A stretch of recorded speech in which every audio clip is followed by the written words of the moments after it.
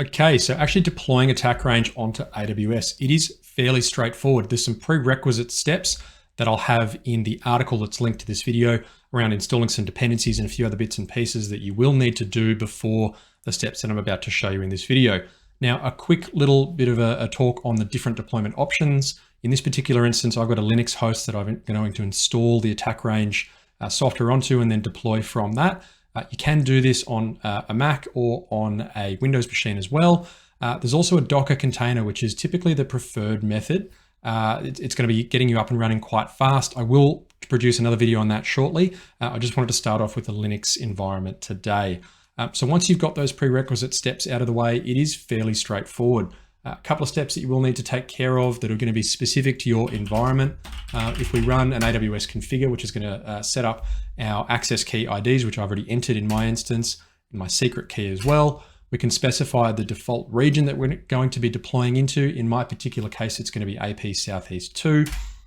And really all we need to do at that stage is call the attack range script to configure. That's going to tell me that it's going to overwrite my file. That's fine.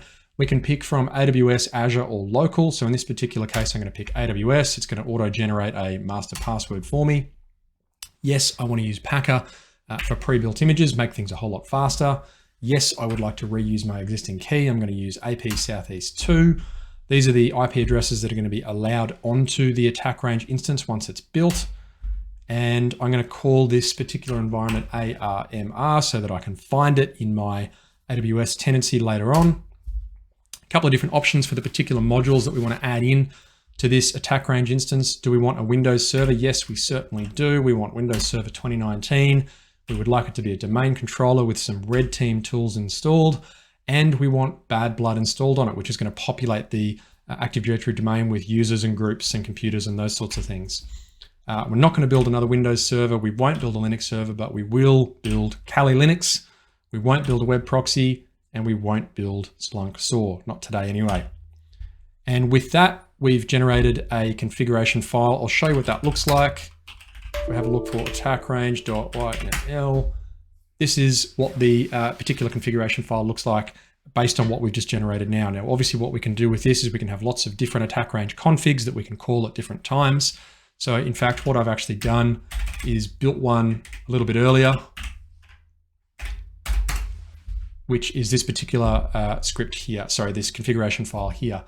There is one slight change I've made to this one, which is to disable the use of elastic IP addresses just due to a particular constraint that I've got in my lab environment. But otherwise, this configuration file is pretty much the same as what you just saw. I'm just going to make one very slight change to the configuration file there to change the attack range environment name. I'm going to save, and we're going to write that one out. And simply all we need to do now that we've configured the particular environment is run python attack range.py. We're going to -C to point at the particular configuration file, which is my aws.yaml file, and then build, which is going to kick off the build process. It's actually going to start deploying the images, and fairly quickly, we'll start to see the EC2 instances on the right-hand side there that have actually been created. Now this will take anywhere up to maybe half an hour initially once we do the first build, and then typically we'll speed up a fair bit after that for subsequent builds through the use of Packer and a couple of other automation tools that are in there. So if we just do a quick refresh on this, we're going to start to see my EC2 instances are there and running. Sorry, not running, they're pending. They will be running soon, and we can watch the progress in the main console view here.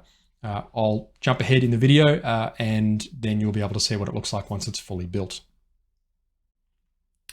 And that's pretty much it. We've deployed the attack range lab. So you can see on the left-hand side here, all the various different machines that have been configured, Kali, Windows, and the Splunk machine itself.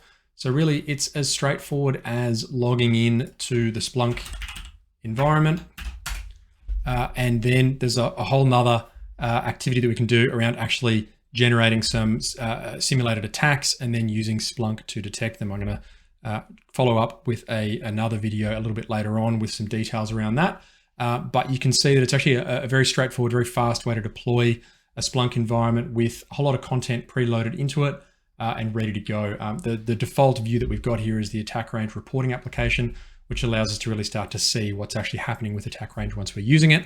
But Lots more to come on that. There will be another video where I'll show how we actually drive attack range. So thanks for watching.